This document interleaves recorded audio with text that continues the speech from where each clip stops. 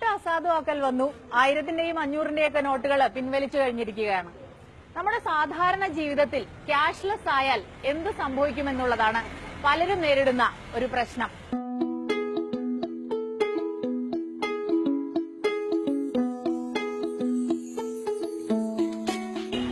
ഞാൻ ഈ കടയിൽ നിന്ന് കുറച്ച് കപ്പയും മീനും കഴിക്കാൻ പോവാണ്.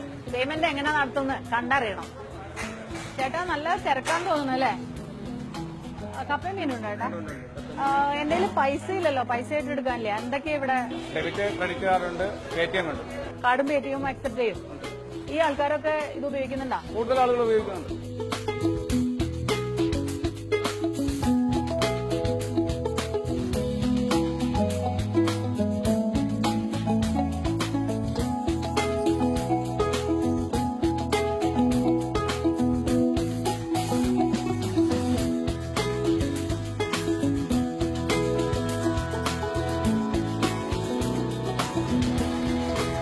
ചേട്ടാ 120 രൂപ ഞാൻ പേടിഎം വഴി തരണം.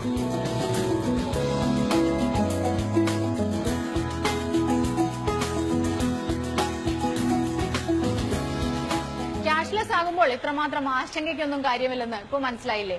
വളരെ ചെറിയൊരു കടയിൽ വളരെ ലളിതമായിട്ട് പേയ്മെന്റ് നടത്താൻ പറ്റും.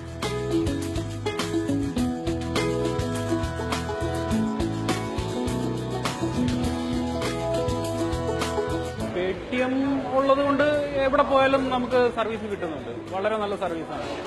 ക്യാഷ് കൊണ്ടു നടക്കേണ്ട കാര്യമില്ല, കാർഡ് പോലും വേണ്ട. ജസ്റ്റ് മൊബൈൽ ഉണ്ടെങ്കിൽ അതിൻ്റെ അകത്ത് നമുക്ക് ട്രാൻസ്ഫർ ചെയ്യാൻ പറ്റും. ക്യാഷ്ലെസ് ആവുന്നതാണ് ഏറ്റവും നല്ലത്. ഒരു വണ്ടർഫുൾ എക്സ്പീരിയൻസ് ആണ്.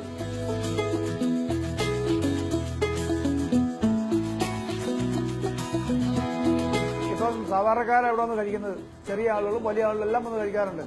അവർക്കെല്ലാം പറഞ്ഞാൽ ഇപ്പം ഇത് വളരെ എളുപ്പമുള്ള സംഭവമാണ്. പൈസ ഇല്ലേലും ഭക്ഷണം കഴിക്കാൻ വളരെ സൗകര്യമാണ്, നല്ലതാണെന്ന് അവരുടെ അഭിപ്രായം മുഴുവൻ. ഞങ്ങൾക്ക് എളുപ്പമുണ്ട് പെട്ടെന്ന് പരിപാടി തീർക്കാനായിട്ട്. ആരെയും വന്നു കഴിഞ്ഞാലും കാശ് ബാക്കി കൊടുക്കണ്ട, ഇത് ഒന്ന് വരച്ച് പെട്ടെന്ന് പരിപാടി തീർന്ന്. നവംബർ 8-ന് പണമിടപാടുകൾ